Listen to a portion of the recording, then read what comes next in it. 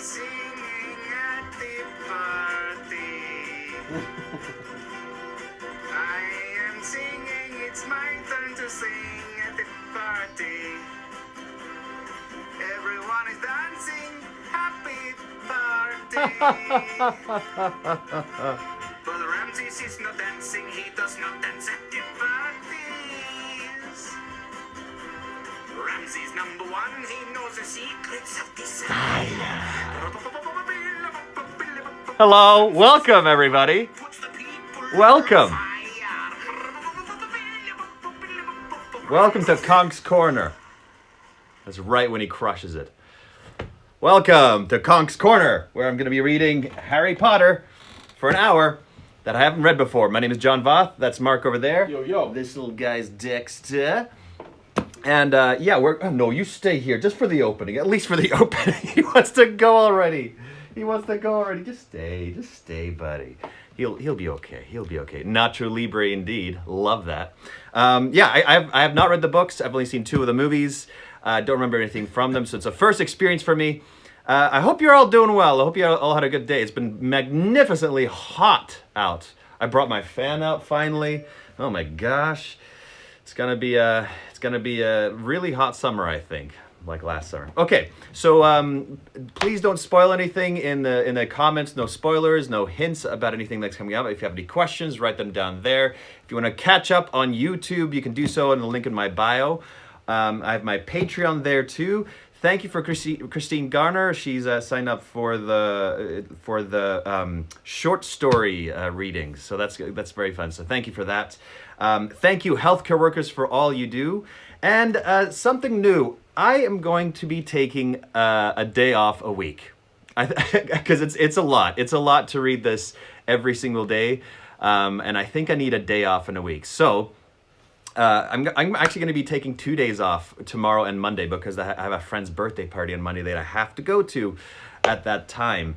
But what I'll be doing is I'll be reading an extra hour on either Friday or Saturday. So I'll be taking Sundays off, and either Friday or Saturday I'll be reading an extra hour longer. Okay, so let's get this going. I'm going to draw on my scar. Here we go. Whap-bam, ding, boom. Oh. Actually, that's cool. It's the coolest. It's the, when people do a little line into their eyebrow. That's what I'm doing with the scar. Putting a little line into the scar that doesn't work. Okay. We are going to read from page 388. Oh, right. They're at Hogsmeade right now. Ludo Bagman is... talking to Harry, aside from these goblins who seem like they're the mafia of Hogwarts. So we're going to start, actually page 389.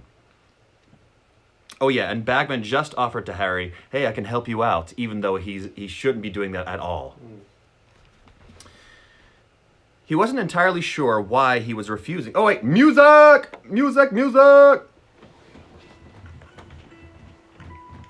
There we go.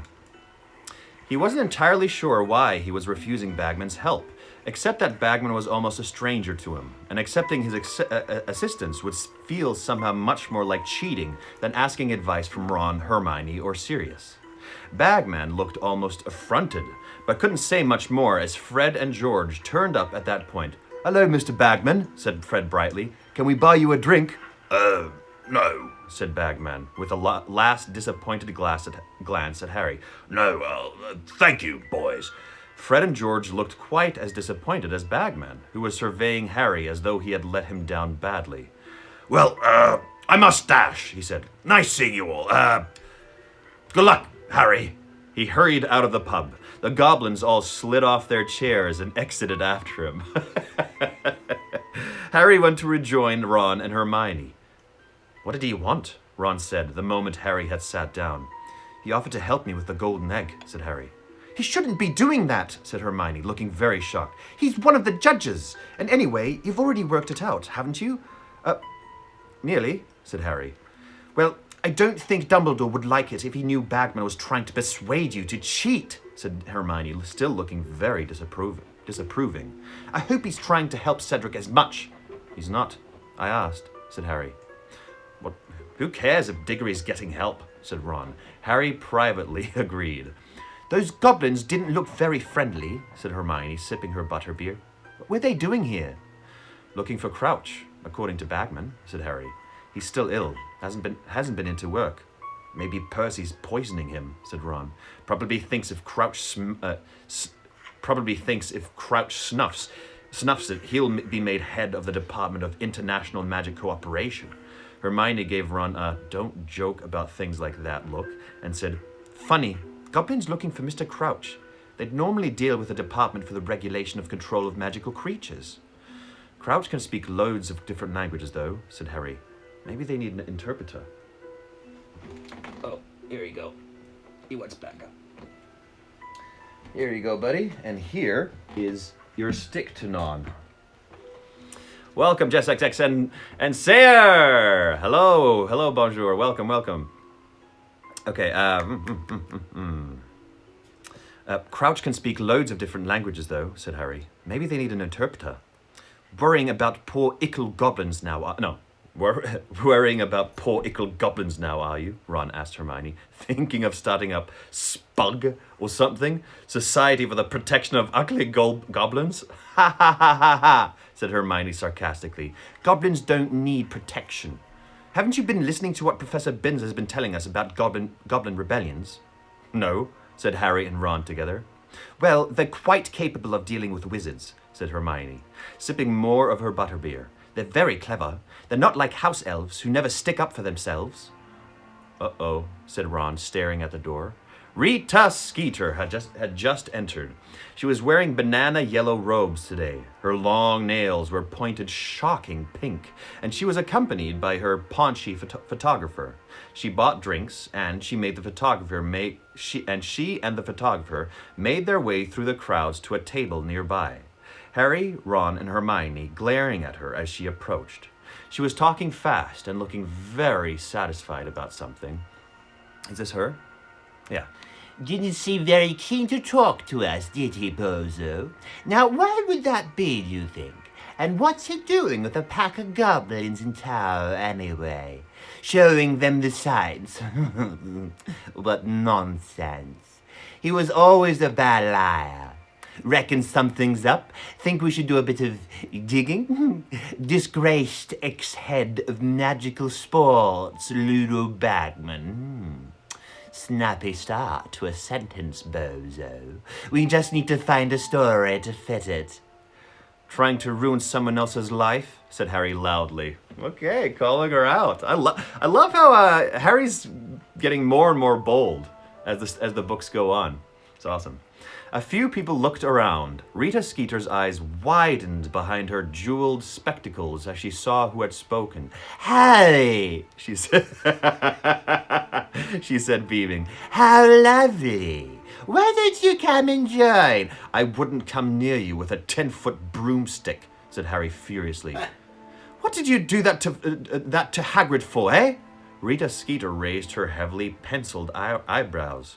Our readers have the right to know the truth, Harry. I am merely doing my... Who cares if he's half giant? Harry shouted. There's nothing wrong with him. The whole pub had gone very quiet. Madame Rosmerta was staring over from behind the bar, apparently oblivious of the fact that the flagon she was filling with mead was overflowing. Rita Skeeter's smile flickered very slightly, but she hitched it back almost at once. She snapped open her crocodile skin handbag, pulled out her quick quotes quill, and said, How about giving me an interview about the Hagrid you know, Harry?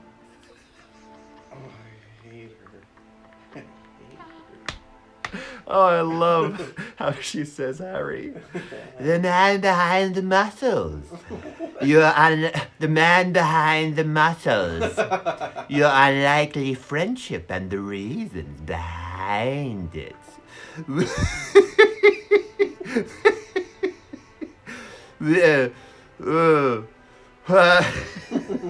It's always when you try and when you whistle and try when you're laughing you can't whistle at the same time. It's the same thing trying to do her voice. Would you call him a father substitute? Hermione stood up very abruptly, her butterbeer clutched in her hand as though it was a grenade. "You horrible woman," she said through gritted teeth. "You don't care, do you? Anything for a story, and anyone will do, won't they? Even Ludo Bagman." Sit down, you silly little girl, and don't talk about things you don't understand, said Rita Skeeter coldly, her eyes hardening as they fell on Hermione. I know things about Ludo Bagman that would make your hair curl. Not that it needs it, she added, eyeing Hermione's bushy hair. "Let's go," said Hermione. No, let's go, said Hermione. "Come on, Harry, run." They left. Many people were staring at them as they went. Harry glanced back as they reached through the door. Rita Skeeter's quick quotes quill was out. It was zooming backwards and forwards over a piece of parchment on the table. "She'll be after you next, Hermione," said Ron in a low and worried voice, as they walked quickly back up the street. "Let her try," said Hermione shrilly. She was shaking with rage. "I'll show her! Silly little girl, am I? Oh, I'll get her back for this. First Harry, then Hagrid." "She's boss! She's a boss!" You don't want to go upsetting Rita Skeeter," said Ron nervously. "I'm serious, Hermione. She'll dig up something on you. My parents don't read the Daily Prophet. She can't scare me into hiding," said Hermione, now striding along so fast that it was all Harry and Ron could do to keep up with her. The last time Harry had seen Hermione in a rage like this, she had hit Draco Malfoy around the face. "And Hagrid isn't going to hide anymore. He should never have let that excuse for a woman being upset him. Come on." Breaking into a run, she led them all the way back up the road, through the gates flanked by the winged boars, and up through the grounds to Hagrid's cabin. The curtains were still drawn, and they could hear Fang barking as they approached. "Hagrid!" Hermione shouted, pounding on his front door. "Hagrid, that's enough! We know you're in there. Nobody cares if your mum was a giantess, Hagrid. You can't let that foul Skeeter woman do this to you. Hagrid, get out here. You're just being..." The door opened. Hermione said, and then stopped very suddenly because she had found herself face to face, not with Hagrid, but with Albus Dumbledore. "Good afternoon," he said pleasantly, smiling down at them. We wanted to see Hagrid," said Hermione in a rather small voice. "Yes, I surmised as much," said Dumbledore, his eyes twinkling. "Why don't you come in?" Okay, said Hermione. She, Ron, and Harry went into the cabin. Fang launched himself upon Harry the moment he entered, barking madly and trying to lick his ears. Harry fended Fang off and looked around.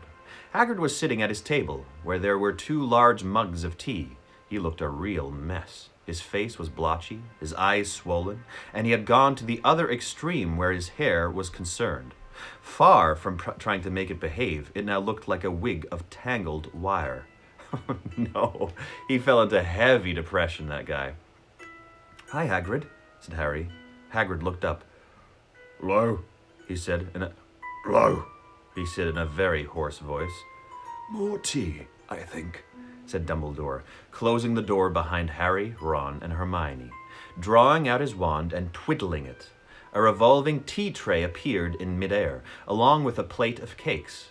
Dumbledore magicked the tray onto the table, and everybody sat down. There was a slight pause, and then Dumbledore said, "Did you by any chance hear what Miss Granger was shouting, Hagrid?" Hermione went slightly pink, but Dumbledore smiled at her and continued, "Hermione, Hagrid and Ron still seem to want to know you, judging by the way they were attempting to break down the door." "Of course we still want to know you," Harry said, staring at Hagrid. "You don't think anything that Skeeter cow..." "Sorry, Professor," he added quickly, looking at Dumbledore. "I have gone temporarily deaf and haven't any idea what you said, Harry," said Dumbledore, twiddling his thumbs and staring at the ceiling. Right, said Harry sheepishly. I just meant, Hagrid, how could you think we'd care what that woman wrote about you? 2 fat tears leaked out of Hagrid's beetle black eyes and fell slowly into his tangled beard. Living proof of what I've been telling you, Hagrid, said Dumbledore, still looking carefully up at the ceiling. I have shown you the letters from the countless parents who remember you from their own days here, telling me in no uncertain terms that if I sacked you, they would have something to say about it. Not all of them, said Hagrid hoarsely. Not all of them want me to stay. Really, Hagrid? If you are holding out for universal popularity, I'm afraid you will be in this cabin for a very long time, said Dumbledore, now peering sternly over his half-moon spectacles. Not a week has passed since I became headmaster of this school when I haven't had at least one owl complaining about the way I run it. But what should I do? Barricade myself in my study and refuse to talk to anybody? You're not half giant, said Hagrid crocily. Hagrid, look what I've got for relatives, Harry said furiously. Look at the Dursleys. Another and an excellent point, said Professor Dumbledore. My own brother, Aberforth, was prosecuted for practicing inappropriate charms on a goat. It was all over the papers. But did Aberforth hide? No, he did not. He held his head high and went about his business as usual. Of course, I'm not entirely sure he can read, so that may not have been bravery. He just smashed his own argument at the end there. Come back and teach, Hagrid, said Hermione quietly. Please come back. We really miss you. Hagrid gulped. More tears leaked out down his cheeks and onto his tangled beard. Dumbledore stood up. I refuse to accept your resignation, Hagrid, and I expect you back at work on Monday, he said. You will join me for breakfast at 8:30 in the Great Hall. No excuses. Good afternoon to you all. Dumbledore left the cabin. Oh, I love him so much. Dumbledore might be one of my absolute favorites. He's so great. What a great character. Dumbledore left the cabin, pausing only to scratch Fang's ears. When the door had shut behind him, Hagrid began to sob into his dustbin lid-sized hands. Hermione kept patting his arm, and at last Hagrid looked up, his eyes very red indeed, and said, Great man, Dumbledore. Great man. Yeah, he is, said Ron. Can I have one of those cakes, Hagrid? Help yourself, said Hagrid, wiping his eyes on the back of his hand. Oh, he's right, of course. You're all right. I've been stupid. My old dad would have been ashamed of the way I've been behaving. More tears leaked out, but he wiped them away more forcefully and said, Never shown you a picture of my old dad, have I? Here. Hagrid got up, went over to his dresser, opened a drawer, and pulled out a picture of a short wizard with Hagrid's crinkled black eyes, beaming as he sat on top of Hagrid's shoulder. Hagrid was a good 7 or 8 feet tall, judging by the apple tree beside him, but his face was beardless, young, round, and smooth. He looked hardly older than 11. That was taken just after I got into Hogwarts, said Hagrid croakily. Dad was dead chuffed. Though I might not be a wizard, see, because my mum... Well, anyway, of course, I never was great shakes at magic, really, but at least he never saw me expelled. Died, see, in my second year. Dumbledore was the only one who stuck up for me after Dad went. Got me the gamekeeper job. Trusts people, he does. Gives them second chances. That's what sets him apart from other heads, see. He'll accept anyone at Hogwarts, as long as they've got the talent, nose, people can turn out okay, even if their families weren't, well, all that respectable. But some don't understand that. There's some who'd always hold it against you. There's some who'd even pretend they just had big bones rather than stand up and say, I am what I am, and I'm not ashamed. Never be ashamed, my old dad used to say. There's some who'll hold it against you, but they're not worth bothering with. And he was right. I've been an idiot. I'm not bothering with her no more. I promise you that. Big bones. I'll give her big bones. Harry, Ron, and Hermione looked at each other nervously. Harry would rather have taken 50 blast-ended Scroops for a walk than admit to Hagrid that he had overheard him talking to Madame Maxine. But Hagrid was still talking, apparently unaware that he had said anything odd. You know what, Harry? He said, looking up from the photograph of his father, his eyes very bright. When I first met you, you reminded me of me a bit. Mum and Dad gone, and you was feeling like you wouldn't fit in at Hogwarts, remember? Not sure you were really up to it. And now look at you, Harry! School champion! He looked at Harry for a moment, and then said very seriously, You know what I love, Harry? I'd love you to win. I really would. It'd show 'em all. You don't have to be pure blood to do it. You don't have to be ashamed of what you are. It'd show 'em Dumbledore's the one who's got it right, letting anyone in as long as they can do magic. How you doing with that egg, Harry? Great, said Harry. Really great. Hagrid's miserable face broke into a wide, watery smile. Oh, that's my boy. You show 'em, Harry. You show 'em. Beat 'em all. Lying to Hagrid wasn't quite like lying to anyone else. Harry went back to the castle. Ugh, Hagrid just hits you right here. Oh man, he's the heart of this series. He's just the pure heart. My gosh, that was so good.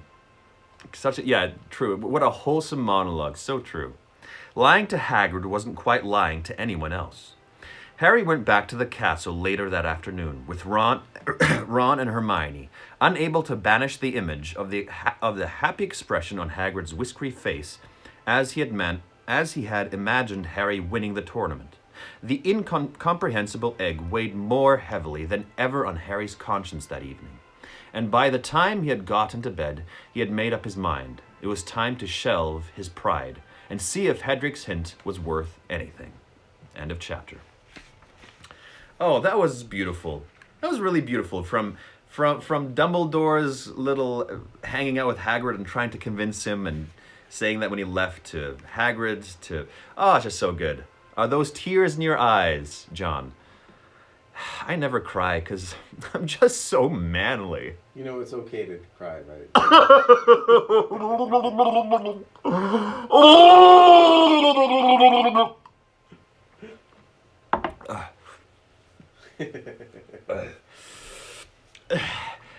Okay, so question for you. Who in your life, and don't just say a name, give a little description of the person. Who in your life is like Hagrid? No, I don't mean like how big he is and all that stuff, but in terms of how massive of a heart and a gentle of a heart too, because he gets hurt very easily, but he gives very easily of his heart. That kind of person. Who in your life is that kind of person and why?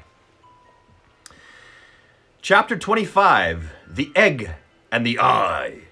As Harry had no idea how long a bath he would need to work out the secret of the golden egg, he decided to do it at night, when he would be able to take as much time as he wanted. Reluctant though he was to accept more favors from Cedric, he also decided to use the prefect's bathroom. Far fewer people were allowed in there, so it was much less likely that he would be disturbed. Harry planned his excursion... Okay, 1 second. So he did go to that bathroom, right? The prefect's bathroom. Okay. That's what he's doing right now. Why wouldn't he do it sooner? I know. He's being dumb. Okay, well, I'm saying that, but this is just procrastination at its finest. Something big, something like, Yeah. So you're like, Yeah. I'll get to it. I'll get to it. That's what it is. I mean, Sure. That it's probably- not like I don't understand it. I've never done this to important things. Yeah. Yeah. But my mom's sisters, aunts, and uncles. Yeah, but why? Why? I want to know why. So tell me! No, it doesn't matter. He decided to do it at night. Oh, wait, sorry, I already read that. Harry planned his excursion carefully because he had been caught out of bed and out of bounds by Filch the caretaker in the middle of the night once before and had no desire to repeat the experience. By the way, so it's chapters like that or sections like that that makes me understand more your big love for these books, Yeah. right? Of course she builds worlds really well. She builds characters really well. She has great arcs and everything. But I think, though, at least for me, I don't know what it is for you, but for me, these sections are like, ooh, now I really love this book. You know, I loved it before, but those are the parts where I'm like, that's quality. That's real quality. The invisibility cloak would, of course, be essential, and, as an added precaution, Harry thought he would take the Marauder's map, which, next to the cloak, was the most useful aid to rule-breaking Harry owned. The map showed the whole of Hogwarts, including its many shortcuts and secret passageways, and, most importantly of all, it revealed the people inside the castle as minuscule, labeled dots moving around the corridors, so that Harry would be forewarned if somebody was approaching the bathroom. On Thursday night, Harry sneaked up to bed, put on the cloak, crept back downstairs, and just as he had done on the night, let's put on a little tense music, shall we? Sneaky music.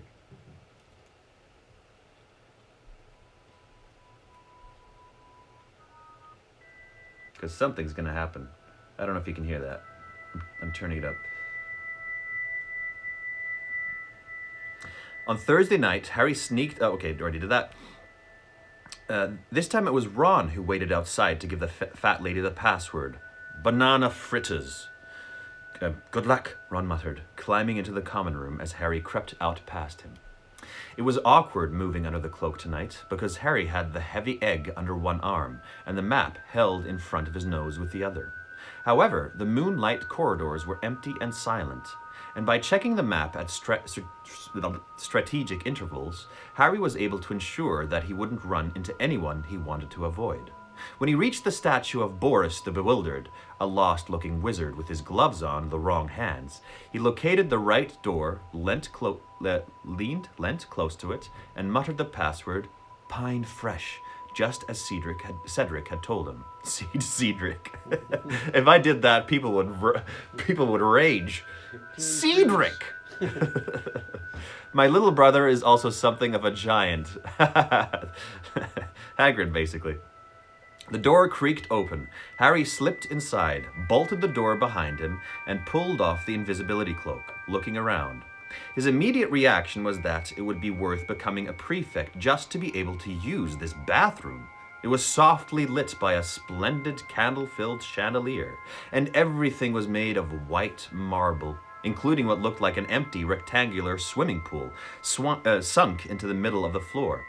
About 100 golden taps stood all around the pool's edges, each with a different colored jewel set into its handle. Holy smokes! It's a bit of an overkill. Please put on the perfect bathroom ASMR. Perfect bathroom. What would that be? Wait. Scrub your hands. Did you even say toilet time? Toilet time! Sorry, Gabriel, if I disturbed anything you were doing. Bathroom ASMR. What would that be? That'd be like, now wash your hands. Put some soap on it. Yeah, very good. Now look into the mirror. Squat. Press out that zit. Very good. Yeah, now clean that off the mirror. Very good. Okay, let's keep going. There was also a diving board. What? What? This place is ridiculous. Long white linen curtains hung at the windows. A large pile of fluffy white towels sat in a corner, and there was a single golden-framed painting on the wall. Oh, forget it. It featured a blonde mermaid who was oh, of course she's alive too. Who was fast asleep on a rock, her long hair fluttering over her face every time she snored. Okay, just like the treat witch going down the corridor on the train, this mermaid pulled a short end of the stick. She is hanging out in a pool bathroom all her life. She's alive. She's just like watching these kids swim in in her pool. Poor mermaid. Come on. Harry put down his cloak, the egg, and the map and moved forwards, looking around, his footsteps echoing off the walls. Magnificent though the bathroom was, and quite keen though he was to try out a few of those taps, now he was here, he couldn't... Why? Oh, wow! He couldn't quite suppress the feeling that Cedric might have been having him on. How on earth was this supposed to help solve the mystery of the egg? Nevertheless, he put one of the fluffy towels, the cloak, the map, and the egg at the side of the swimming pool-sized bath, then knelt down and turned on a few of the taps. He could tell at once that they carried different sorts of bubble bath mixed with the water, though it wasn't bubble bath as Harry had ever experienced it. One tap gushed pink and blue bubbles the size of footballs. Another poured ice-white foam so thick that Harry thought it would have supported his weight if he'd cared to test it. A third sent heavily perfumed purple clouds hovering over the surface of the water. Oh, what a bath that would be. That would be amazing. Can't wait to try these taps. Harry amused himself for a while, turning the taps on and off, particularly enjoying the effect of one whose jet bounced off the surface of the water in large arcs.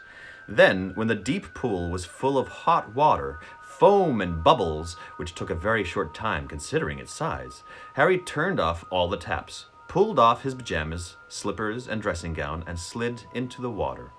It was so deep that his feet barely touched the bottom, and he actually did a couple of lengths before swimming back to the side and treading water, staring at the egg, just having the time of his life. Highly enjoyable though it was to swim in hot and foamy water with clouds of different colored steam wafting all around him, no stroke of brilliance came to him, no sudden burst of understanding. Harry stretched out his arms, lifted the egg into his wet hands, and opened it. The wailing, screeching sound filled the bathroom, echoing and reverberating off the marble walls, but it sounded just as incomprehensible as ever, if not more so with all the echoes. He snapped it shut again, worried that the sound would attract Filch, wondering whether that hadn't been Cedric's plan, and then, making him jump so badly that he dropped the egg, which clattered away across the room, someone spoke to him. Who is this? Moaning Myrtle. Okay. I tried putting it in the water if I were you. Harry had swallowed a considerable amount of bubbles in shock. He stood up, spluttering, and saw the ghost of a very glum-looking girl sitting cross-legged on top of one of the taps. It was Moaning Myrtle, who was usually to be heard sobbing in the S-bend of a toilet Time! 3 floors below. Myrtle! Harry said in outrage. I'm not wearing anything. Well, what did you expect, Harry, if swimming naked in a pool? The foam was so dense that this hardly mattered, but he had a nasty feeling that...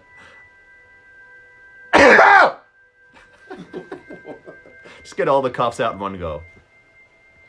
But he had a nasty feeling that Myrtle had been spying on him from out of one of the taps ever since he had arrived. She's a little perv. Ooh, that's how I like it. I closed my eyes when you got in, she said, blinking at him through her thick spectacles. You haven't been to see me for ages. Yeah, well, said Harry, bending his knees slightly, just to make absolutely sure Myrtle couldn't see anything but his head.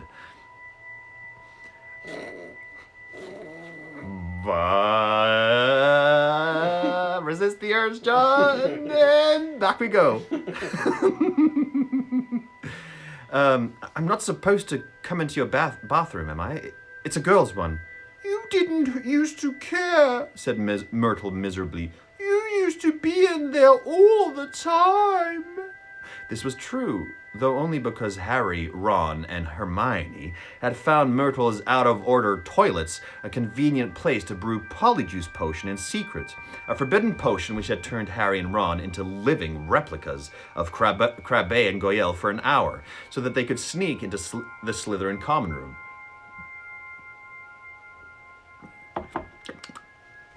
I got told off for going in there, said Harry, which was half true. Percy had once caught him coming out of Myrtle's bathroom. I thought I'd better not come back after that. Oh, I see, said Myrtle, picking at a spot on her chin in a morose sort of way. Well, like this? Well, anyway, I tried the egg in the water. That's what Cedric Diggory did. Have you been spying on him too? Said Harry indignantly. What you do, sneak up here in the evenings to watch the prefects take baths? Sometimes, said Myrtle, rather slyly. But I've never come out to speak to anyone before. I'm honored, said Harry darkly. You keep your eyes shut. He made sure Myrtle had her glasses well covered before hoisting himself out of the bath, wrapping the towel firmly around himself and going to get the egg. Once he was back in the water, Myrtle peered through her fingers and said, Go on then, open it under the water. Harry lowered the egg beneath the foamy surface and opened it, and this time it did not wail. A gurgling sound was coming from it, a song whose words he couldn't distinguish through the water. You need to put your head under, you need to put your head under too, said Myrtle, who seemed to be thoroughly enjoying bossing him around. Go on! Harry took a great breath and slid under the surface, and now, sitting on the marble bottom of the bubble-filled bath, he heard a chorus of eerie voices singing to him from the open egg in his hands. Here comes another song of eerie voices. Yeah, there we go.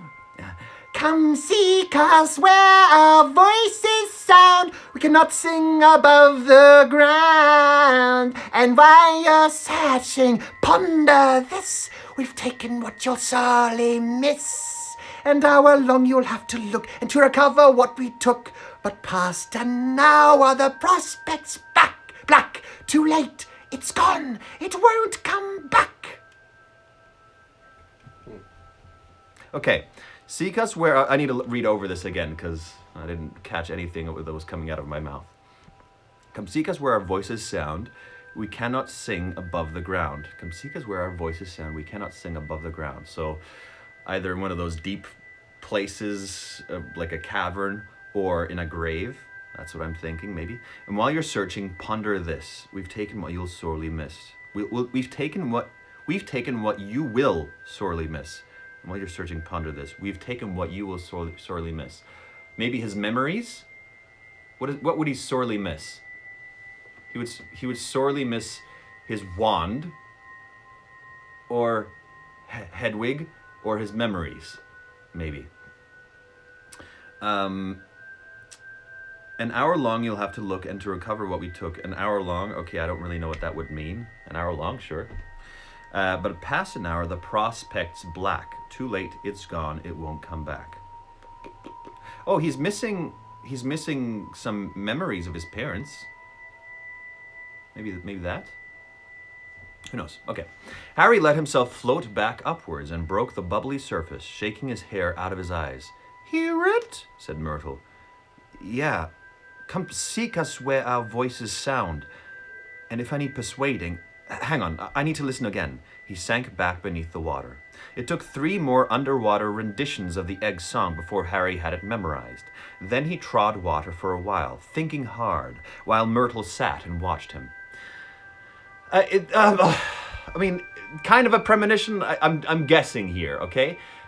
Since all my premonitions have come true, I want them to be educated premonitions. So...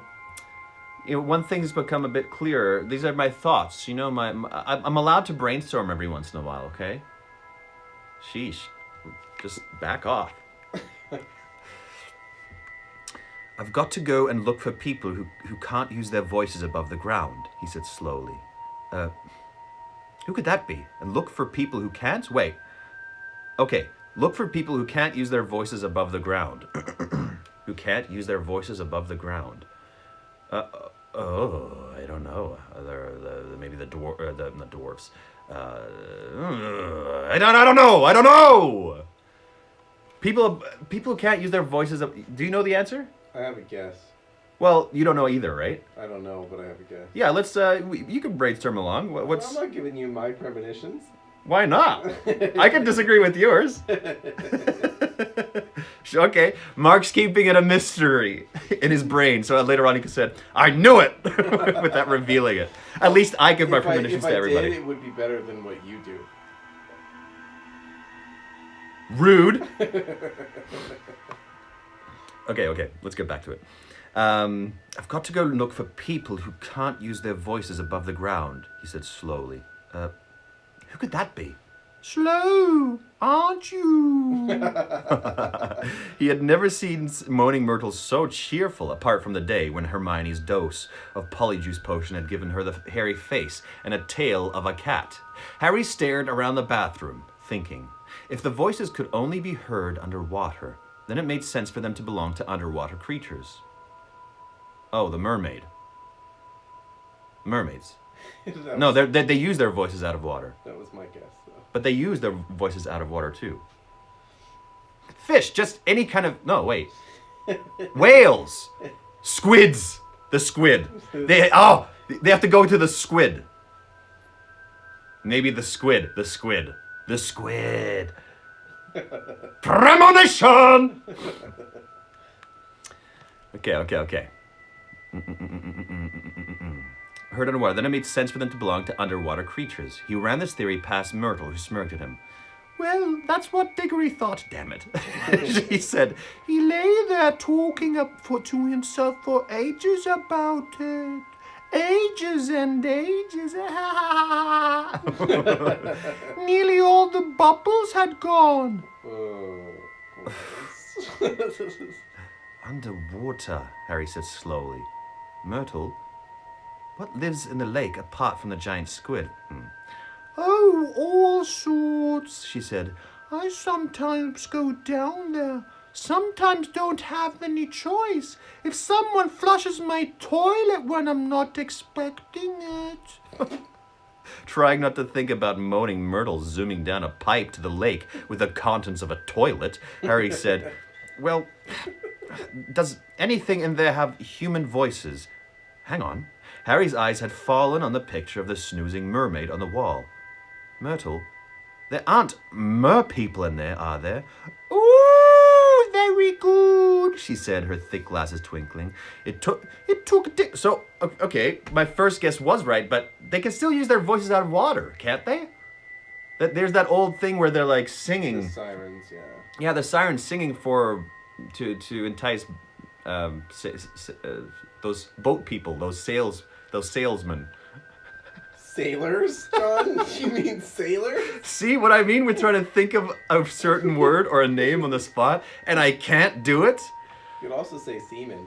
Yep. Different world doesn't count. Yeah, sure. You can say that about anything. Yeah, also in this world of Hogwarts, mermaids just don't have fins. Different world, doesn't count. Well, Night Owl Nerd is saying that sirens and mermaids are different. Oh, are they now? Oh. Yeah, so... Do they still look like mermaids, though? Well, kind of, but the siren... I guess the difference is that the sirens are the ones that sing and attract sailors to crash them and then eat the sailors. So basically they just look the same, but sirens are the one who can sing out of water. I guess? Maybe they don't look the same. Okay. Where were we? Myrtle jerked her head towards the mermaid with an expression of great dislike on her glum face. Giggling and showing off and flashing her fins.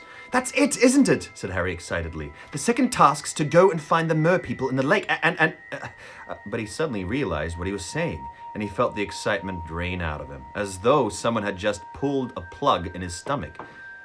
He wasn't a very good swimmer. He'd never had much practice. Dudley had had lessons in their youth, but Aunt Petunia and Uncle Vernon, no doubt hoping that Harry would drown one day, hadn't bothered to give him any. A couple of lengths of this bath was all very well, but that lake was very large and very deep, and mer people would surely live right at the bottom. I think sirens live on land. I don't think sirens have fins. Sirens look like women. Mermaids. Okay, but then if they live on land, there's all these old tales of mermaids singing songs and enticing sailors to come to them. That's what draws those ships to those locations. That would Right? be a siren. But then those are the ones. No, but there's like stories of mer. Anyway, I'm gonna look up the history. Maybe. I probably won't. What am I saying? Like I will do that. Come on. Myrtle, Harry said slowly. How am I supposed to breathe? At this, Myrtle's eyes filled with sudden tears again. Tactless, She muttered, groping in her robes for a handkerchief. What's tactless? Said Harry, bewildered. talking about breathing in front of me, She said shrilly, and her voice echoed loudly around the bathroom. when I can't, when I haven't, not for ages. She buried her hand in her handkerchief and sniffed loudly. Harry remembered how touchy Myrtle had always been about being dead, but none of the other ghosts he knew made such a fuss about it. Sorry, he said impatiently. I didn't mean...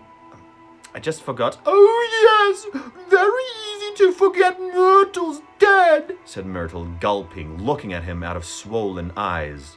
Nobody missed me, even when I was alive. Took them hours and hours to find my body. I know, I was sitting there waiting for them. Olive Hornby came into the bathroom. Are you in here again sulking, Myrtle? She said. Because Professor Dippet asked me to look for you.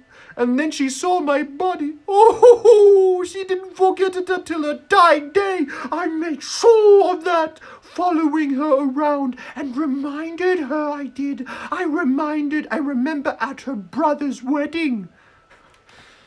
I don't like her at all. Sirens live on islands and their singing attracts sailors, causing them to shipwreck on rocky coasts. Ah, thank you very much. Okay. That makes a lot of sense. But Harry wasn't listening. He was thinking about the mer people's song again. We've taken what you'll sorely miss. That sounded as though they were going to steal something of his, something he had to get back. What were they going to take? And then, of course, she went to the Ministry of Magic to stop me stalking her. So I had to come back here and live in my toilet.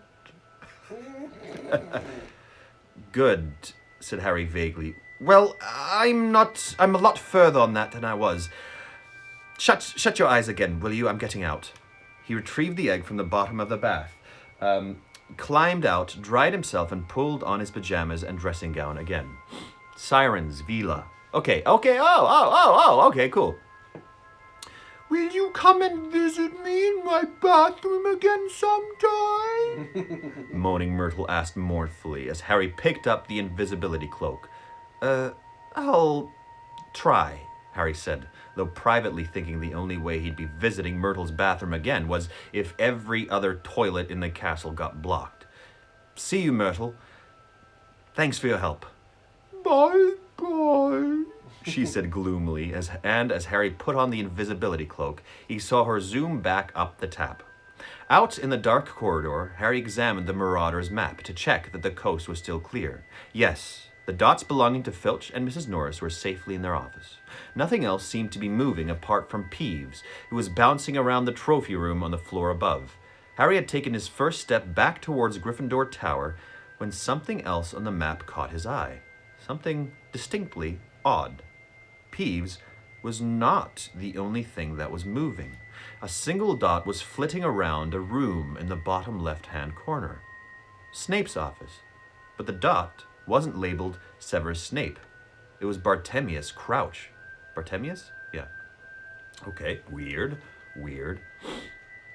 Oh, fun fact, C.S. Lewis was one of the first writers to assign voices to mermaids. Okay, that is a fun fact. So she was writing based on not the older myths and legends and fairy tales. Harry stared at the dot. Mr. Crouch was supposed to be too ill to go to work or to come to the Yule Ball, so what was he doing, sneaking into Hogwarts at 1 o'clock in the morning? Harry watched closely as the dot moved round and round and round, pausing here and there. Harry hesitated, thinking, and then his curiosity got the better of him. He turned and set off in the opposite direction, towards the nearest staircase. He was going to see what Crouch was up to. Uh-oh. Harry walked down the stairs as quietly as possible, though the faces in some of the portraits still turned curiously at the squeak of a floorboard, the rustle of his pajamas. He crept along the corridor below, pushed aside a tapestry about halfway along, and proceeded down a narrower staircase, a shortcut which would take him down 2 floors. He kept glancing down at the map, wondering. It just didn't seem in character somehow for correct, law-abiding Mr. Crouch to be sneaking around somebody else's office this late at night. And then, halfway down the staircase, not thinking about what he was doing, not concentrating on anything but the peculiar behavior of Mr. Crouch, Harry's legs suddenly sank right through the trick step Neville always forgot to jump. He gave an ungainly wobble, and the golden egg, still damp from the bath, slipped from under his arm. He lurched forwards and tried and catch it, but too late. The egg fell down the long staircase with a bang as loud as a bass drum on every step. The invisibility cloak slipped. Harry snatched at it, and the Marauder's map fluttered out of his hand and slid down 6 stairs, where, sunk in the step to above his knee, he couldn't reach it. The golden egg fell through the tapestry at the bottom of the staircase, burst open, and began wailing loudly in the corridor below. Ooh, this sucks. Harry pulled out his wand and struggled to touch the Marauder's map, to wipe it blank, but it was too far away to reach. Pulling the cloak back over himself, Harry straightened up, listening hard, his eyes screwed up with fear, and almost immediately, "Peeves!" It was the unmistakable hunting cry of Filch the caretaker. Harry could hear his rapid shuffling footsteps coming nearer and nearer, his wheezy voice raised in fury. "What's this racket? Wake up the whole castle, will you? I'll have you, Peeves, I'll have you, you... And what is this?" Filch's footsteps stopped. There was a clink of metal on metal, and the wailing stopped. Filch had picked up the egg and closed it. Harry stood very still, one leg still jammed tightly in the magical step, listening. Any moment now, Filch was going to pull aside the tapestry, expecting to see Peeves, and there would be no Peeves. But if he came up the stairs, he would spot the Marauder's map. And, invisibility cloak or not, the map would show Harry Potter standing exactly where he was. Egg? Filch said quietly at the foot of the stairs. I don't know what that's egg with a question mark. That's just one of the funniest sentences to me. Egg?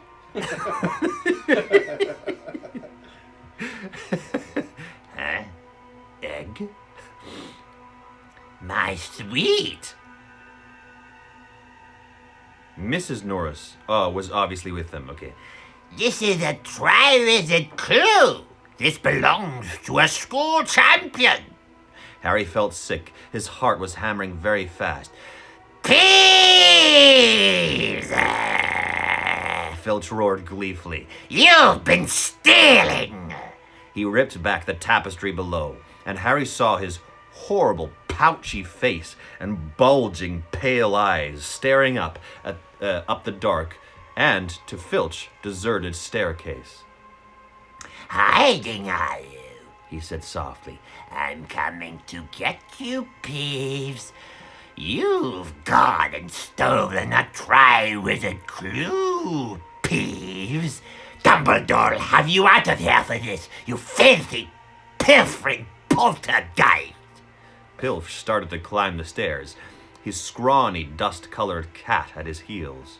Mrs. Norris' lamp-like eyes, so very like her master's, were fixed directly upon Harry.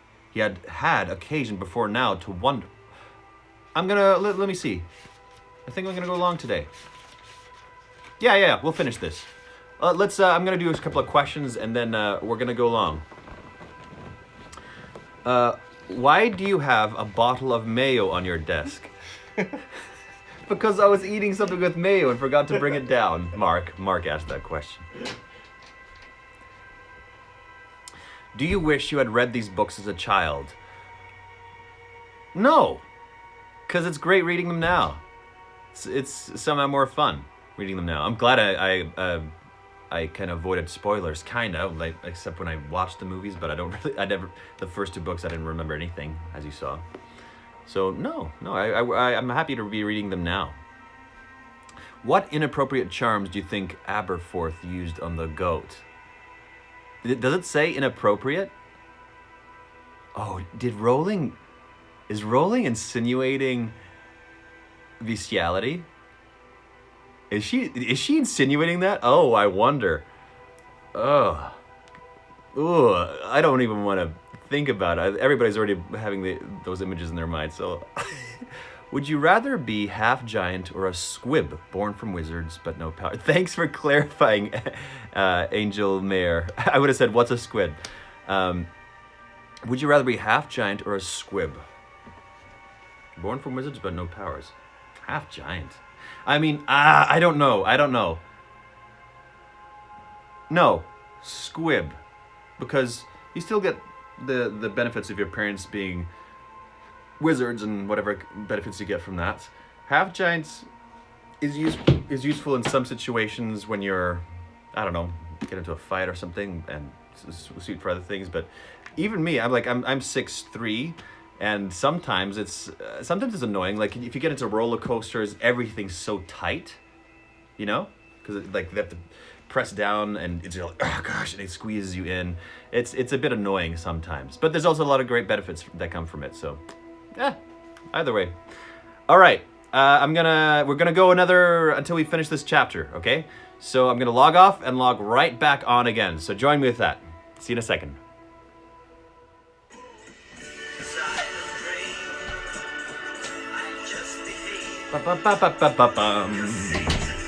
If you have not seen Nacho Libre, please watch that movie. It's one of my all-time favorite movies. So funny. I actually just started watching Jumanji 2 today. Jack Black kills me. He's the best. Hello, everybody. Hello. Welcome. I'm waiting a sec till everybody joins in. Da, da, da. So good. Okay. Let's continue on. Da, da, da, da, da, da. Okay. Where are we? Filch stopped. Filch climbed the stairs. Okay. Yeah, Filch is about to maybe find Harry. Filch started to climb the stairs, his scrawny, dust-colored cat at his heels. Mrs. Norris's lamp-like eyes, so very like her master's, were fixed directly upon Harry. Okay, Mrs. Norris. I just want to get some clarity on Mrs. Norris here. Mrs. Norris is a cat, right? It's not a human. It's Filch's cat. Right, it's Filch's cat. Nothing else has been said. Okay, maybe don't ruin it for me if there's something else. But my understanding now is that it's just a cat. But it might be a person. Maybe, it could be. He had had occasion before now to wonder whether the invisibility cloak worked on cats. Sick with apprehension, he watched Filch drawing nearer and nearer in his old flannel dressing gown. He tried desperately to pull his trapped leg free, but it merely sank a few more inches. Any second now, Filch was going to spot the map or walk right into him. Who's saying this? Snape. Filch, what's going on? Filch stopped a few steps below Harry and turned. At the foot of the stairs stood the only person who could make Harry's situation worse. Snape. He was wearing a long gray nightshirt and looked livid. It's Peeves, Professor, Filch whispered malevolently. he threw this egg down the stairs. Snape. 7 o'clock. 7 o'clock. Thank you, healthcare workers. Yeah. Da da da da da. You're the best. We love you. Oh yeah. Oh, You're yeah. killing it right now. You're killing it. And you're also a big part of the solution why things are gonna be slowly opening up in Vancouver mid-May. So thank you. Thank you so much. Mr. Norris is a Primonic hat. Okay, let's keep this going. Where were we? Oh yeah. It's Peeves, Professor. Filch whispered malevolently. He threw this egg down the stairs. Snape climbed up the stairs quickly and stopped beside Filch. Whew, that's close. Harry gritted his teeth, convinced his loudly thumping heart would give him away at any second. Peeves, Said Snape softly, staring at the egg in Filch's hand. but Peeves couldn't get into my office. This egg was in your office, Professor? Of course not, Snape snapped. I heard banging and wailing. Yes, Professor, that was the egg. I was coming to investigate, Peeves threw it, Professor. and when I passed my office, I saw that the torches were lit and a cupboard door was ajar. Somebody has been searching it. But Peeves couldn't. I know he couldn't, Filch, Snape snapped. I sealed my office with a spell none but a wizard could break. Snape looked up the stairs, straight through Harry, and then down into the corridor below. I want you to come and help me search for the intruder, Filch.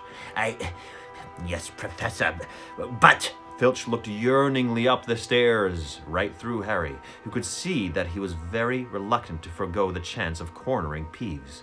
Go, Harry pleaded with him silently. Go with Snape. Go. Mrs. Norris was peering around Filch's legs. Harry had the distinct impression that she could smell him. Why had he filled the bath with so much perfumed foam? The thing is, Professor, Said Filch plaintively. the headmaster will have to listen to me this time.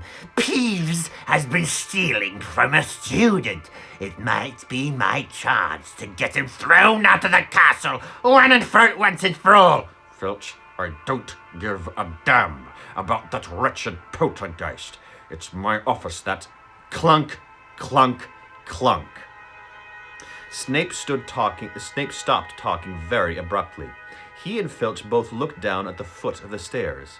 Harry saw Mad Eye Moody limping into sight, oh gosh, through the narrow gap between their heads. Moody was wearing his old traveling cloak over his nightshirt and leaning on his staff as usual. What's this? Oh, yeah. Pajama party, is it? He growled up the stairs.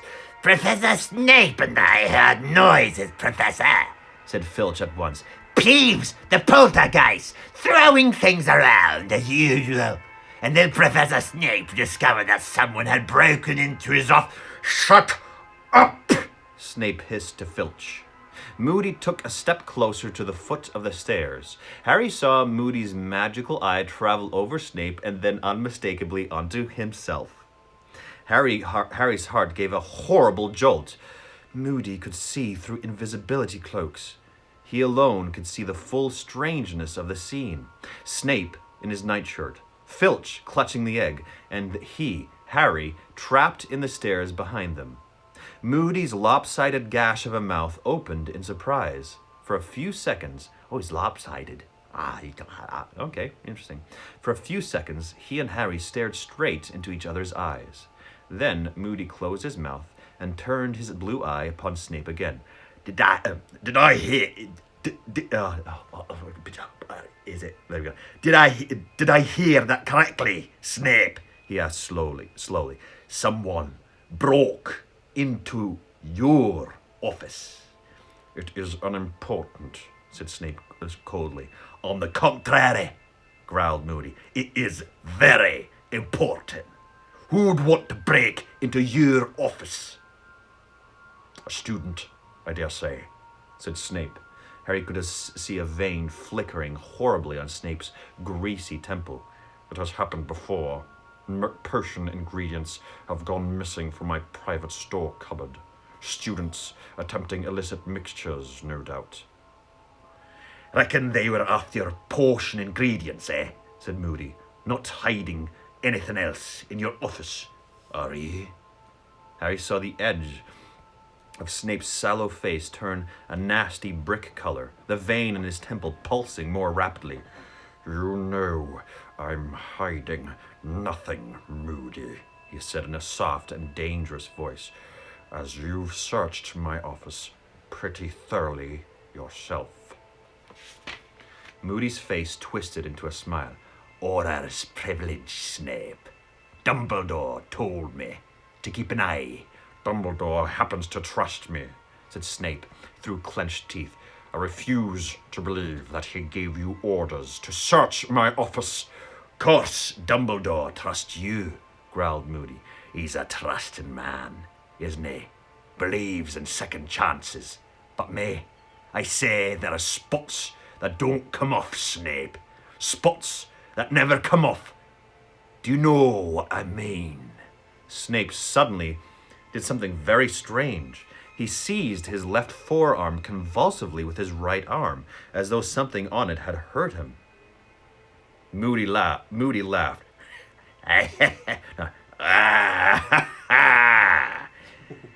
Get back to bed, Snape. You don't have the authority to send me anywhere, Snape hissed, letting go of his arm as though angry with himself. I have as much right to prowl this school after dark as you do. Prowl away, said Moody, but his voice was full of menace. I look forward to meeting you in a dark corridor sometime. You've dropped something, by the way. With a stab of horror, oh man, this is sweet. Look, these random revelations and encounters in this hallway when all I thought would happen was Harry trying to maneuver everything. Okay, so since Harry's scar hurts every time Voldemort is around or is in his dreams, there must be something on Snape's arm related to Voldemort. Something to do with Snape's arm. Yeah, I don't know what. It doesn't have to be a scar, but something on Snape's arm. That's what I think. With a stab of horror, Harry saw Moody point at the Marauder's map. Why would he do that? Still lying on the staircase 6 steps below him.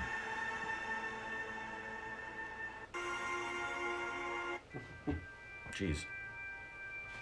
As Snape and Filch both turned to look at it, Harry threw caution to the winds. He raised his arms under the cloak and waved furiously at Moody to attract his attention, mouthing, "It's mine." Snape had reached out for it, a horrible expression of dawning comprehension on his face. Accio parchment! The map flew up into the air, slipped through Snape's outstretched fingers, and soared down the steps into Moody's hand. Right up. Huh? Oh, he just got it. Okay. My mistake, Moody said calmly. It's mine. Must have dropped it earlier. But Snape's black eyes were darting from the egg in Filch's arms to the map in Moody's hand, and Harry could tell he was putting 2 and 2 together, as only Snoop could. Potter, he said quietly. What's that? said Moodley calmly, folding up the map and pocketing it. Not the same, but she knows what she's doing. Potter, Snape snarled, and he actually turned his head and stared right at the place where Harry was, as though he could suddenly see him. That egg is Potter's egg. That piece of parchment belongs to Potter. I've seen it before. I recognize it. Potter is here. Potter in his invisibility cloak. Snape stretched out his hands like a blind man and began to move up the stairs. Harry could have sworn his overlarge nostrils were dilating, trying to sniff Harry out. Trapped, Harry leant backwards, trying to avoid Snape's fingertips, but any moment now. There's nothing there, Snape, barked Moody, but I'll be happy to tell the headmaster how quickly your mind jumped to Harry Potter. Meaning what? Snarled Snape, turning again to look at Moody, his hands still outstretched, inches from Harry's chest. Meaning that Dumbledore's very interested to know who's got it in for that boy, said Moody, limping nearer still to the foot of the stairs. And so am I, Snape. Very interested. The torchlight flickered across his mangled face, so that the scars and the chunk missing from his nose looked deeper and darker than ever. Snape was looking down at Moody, and Harry couldn't see the expression in his face. For a moment, nobody moved or said anything. Then Snape slowly lowered his hands. I merely thought, said Snape, in a voice of forced calm, that if Potter was wandering around after hours again, it's an unfortunate habit of his. He should be stopped for his own safety. Ah, I see, said Moody softly. Got Potter's best interests at heart, have you? There was a pause. Snape and Moody were still staring at each other. Mrs. Norris gave a loud meow, still peering around Filch's legs, looking for the source of Harry's bubble bath smell. I think I will go back to bed, Snape said curtly. Best idea you've had all night, said Moody. Now, Filch, if you'll just give me that egg. Nay, said Filch, clutching the egg as though it was his firstborn son. Professor Moody, this is evidence of Peeves' treachery. It is the property of the champion he stole it from, said Moody. Hand it over. Now. Snape swept downstairs and passed Moody without another word. Filch made a chirruping noise to Mrs. Norris. What's a chirruping noise? Chirrup. What's a chirrup? I don't know. Maybe that's it. Who stared blankly at Harry for a few more seconds before turning and following her master. Still breathing very fast, Harry heard Snape walking down the corridor. Filch handed Moody the egg and disappeared from view too, muttering to Mrs. Norris. Filch. Never mind, my sweet. We'll see Dumbledore in the morning. Tell him what Peeves was up to. A door slammed. Harry was left staring down at Moody, who placed his staff on the bottommost stair and started to climb. Laboriously towards him, a dull clunk on every other step. Close shave, Potter, he muttered. Yeah, thanks, said Harry weakly. What is this thing? Said Moody, drawing the Marauder's map out of his pocket and unfolding it. Map of Hogwarts, said Harry, hoping Moody was going to pull him out of the staircase soon. His leg was really hurting him. Merlin's beard, Moody whispered, staring at the map, his magical eye going haywire. This is some map, Potter. Yeah, it's quite useful, Harry said. His eyes were starting to water from the pain. Professor Moody, do you think you could help me? What? What? Oh, yes, of course. Moody took hold of Harry's arms and pulled. Harry's leg came free of the trick step, and he climbed into the one above it. Moody was still gazing at the map. Potter, he said slowly, you didn't happen, by any chance, to see who broke into Snape's office, did you? On this map, I mean. Yeah, I did, Harry admitted. It was Mr. Crouch. Moody's magical eye whizzed over the entire surface of the map. He looked suddenly alarmed. Crouch, he said. You're sure, Potter? Positive, said Harry. Well, he's not here anymore, said Moody, his eyes still whizzing over the map. Crouch, that's very, very interesting. He said nothing for almost a minute, still staring at the map. Harry could tell that this news meant something to Moody, and very much wanted to know what it was. Hello, Angie is alive. He wondered whether he dared ask. Moody scared him slightly, yet Moody had just helped him avoid an awful lot of trouble. Professor Moody, why do you reckon Mr. Crouch wanted to look around Snape's office? Moody's magical eye left the map and fixed, quivering, upon Harry. Ugh, it was a penetrating glare, and Harry had the impression that Moody was sizing him up, wondering whether to answer or not, and how much to tell him. Put this away. Put this way, Potter, Moody muttered finally.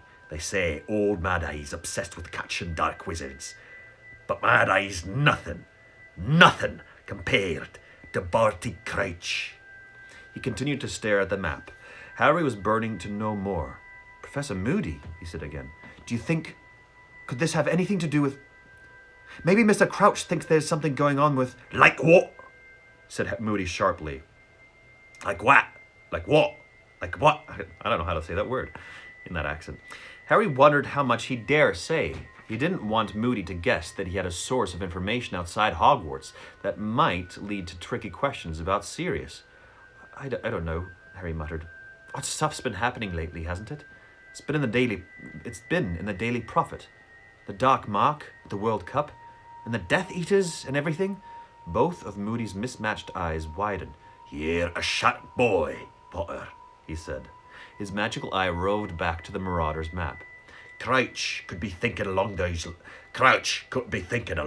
lines, he said slowly. Very possible. There have been some funny rumours flying around lately. Helped along by Rita Skeeter, of course. It's making a lot of people nervous, I reckon. A grim smile twisted his lopsided mouth. Oh, if there's one thing I hate, he muttered, more to himself than Harry, and his magical eye was fixed on the bottom left-hand corner of the map. It's a Death Eater who walked free. Okay. Harry stared at him. Could Moody possibly mean what Harry thought he meant? And now, I want to ask you a question, Potter, said Moody in a more businesslike tone. Wait, who is he insinuating? Snape? A Death Eater? I'm not sure, because we know that Crouch was a Death Eater. That's what Severus said, right? Or what Sirius Black said. Crouch was a... Oh, so that's who he means. That's yeah. what I'm thinking, but maybe he means Snape, I don't know. But wait a second. Didn't he just say that Crouch is much more interested in finding Death Eaters? Oh. Yeah. What was it that Sirius said was a Death Eater? Didn't Mad Eye Moody say... why do you think... Karkaroff, not Crouch, sorry. Karkaroff, yeah. Yeah, no, so what... Crouch is the other guy, yeah. So, yeah, maybe thinking that Snape's... insinuating that Snape used to be a Death Eater. Really? Well, it makes sense, Snape talking to Karkaroff in the gardens. And if you're right about the Voldemort stuff, the burning in his arm, or the pain in his arm. Yeah. Yeah. So Snape's... That's what... Probably then a death... Probably... Premonition! That Snape used to be a Death Eater. I mean, there's a lot of clues that have led to it, but we're putting the clues together. Yeah, we're making it happen. This is a tied premonition. You're tied into this. I am a little bit. Don't tell me if it's right or wrong. Okay. And now, I want to ask you a question, Potter, said Moody in a more businesslike tone. Harry's heart sank. He had thought this was coming.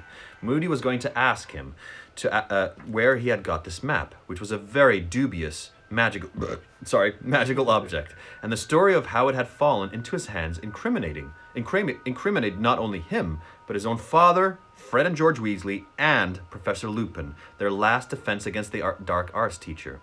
Moody waved the map in front of Harry, who braced himself. Can I borrow this? Oh, said Harry. He was very fond of his map, but on the other hand, he was extremely relieved that Moody wasn't asking where he'd got it, and there was no doubt that he owed Moody a favor. Yeah, okay. Good boy, growled Moody. I can make good use of this. This might be exactly what I've been looking for. Right? Bed, Potter, come in now. They climbed to the top of the stairs together, Moody still examining the map as though it was a treasure, the like of which he had never seen before. They walked in silence to the door of Moody's office, where he stopped and looked up at Harry. You ever thought of a career as an horror Potter? No, said Harry, taken back.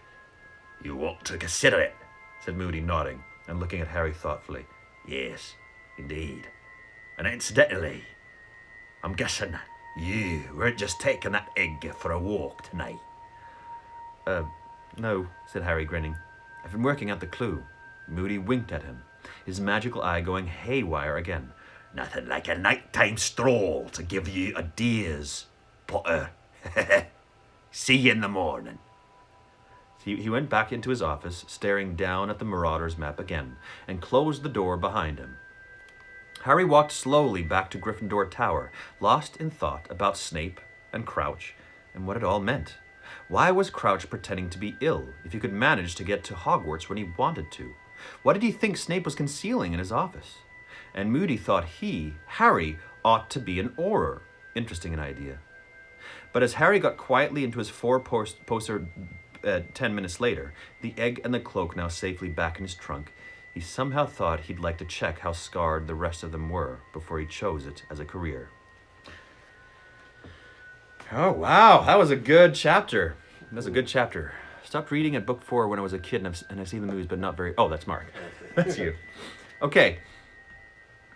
Little looking around. So I think this all obviously has to do with Ludo Bagman as well. Ludo Bagman wants to get the egg. Right? That's why he wanted to help Harry with it. So Ludo Bagman wants to get the egg. Crouch is apparently missing, but he's trying to prove that Snape is a Death Eater, or used to be a Death Eater. But he's not talking to Ludo Bagman. Or at least not communicating with him. He's not communicating with anybody in the Ministry because everybody in the Ministry just assumes that he's sick or something. Yeah, so why is he not telling anybody? Is he trying to sneak around and trying to find Snape? It's like extra top secret information mission. Yeah. Maybe. Wait, who all has been an Auror? Crouch? Is there anybody else that we know that's an Auror? Moody is an Auror. Used to be. Not anymore. Well, that's because there weren't any Death Eaters around. But Aurors are against Death Eaters. That's their whole shtick, right? Yeah, but Crouch still is an Auror. Right? Maybe it's one of those things where you're like, once an Auror, always an Auror? Maybe because he doesn't trust Ludo Bagman. Maybe... Crouch isn't an Auror. Oh, he isn't. Okay, that kind of screws everything. Okay, but I think Crouch doesn't trust Ludo Bagman. Maybe so he just said, like, he just disappeared. And so maybe Snape, Karkaroff, and Ludo are in cahoots. So we just know that Moody is an Auror. But other than that, we don't know anybody else. Okay. So Moody, yeah, you're right. Moody is retired. So I think Snape and Karkaroff both been Death Eaters, and somehow Ludo Bagman has turned bad too, and so Crouch doesn't trust Ludo Bagman, and is going around in that. But I don't know why they want the egg so bad. That's what I don't know. Yeah. Yeah. Okay, we'll find out. Let's answer some questions before we finish this off. What word would you rather she use instead of quivering? She uses quivering so much. Shaky. Shaking. Super easy. Crouch worked as a judge during Voldemort's rise to power. Did we hear that yet? Or is that just something that Harry Potter fans know? I don't know. Favorite character in this book? Oh, Moody's definitely up there, at least to voice. He hasn't shown, like, he's like Lupin. Good teacher, helps out Harry. You know, he's very fun to voice, but I think my favorite still goes back to Hermione, Harry, and Dumbledore. I don't know, I just love all three of them. Yeah, they're so much fun. There's always, like, which one I like most and which one I like voicing most. What about your favorite temporary character so far?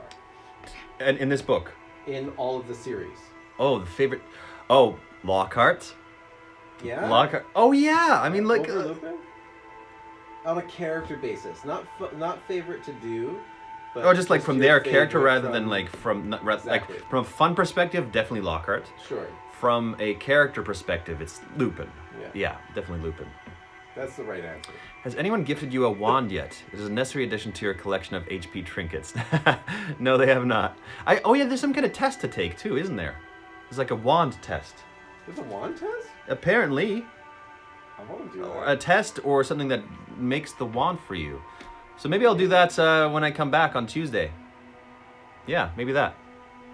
Hey, Michael! Michael DeBoer! Least favorite character. Oh, like I said, it's Petunia. She's just not fun. Not very detailed, but not fun to do either. So I'd say it's Petunia for sure. Wand test and Patronus test. There's 2 more tests? Wow, okay. Okay, friends. Oh, not again. I keep on turning this around. How do I do this? Everybody's seeing your ironing board. I know.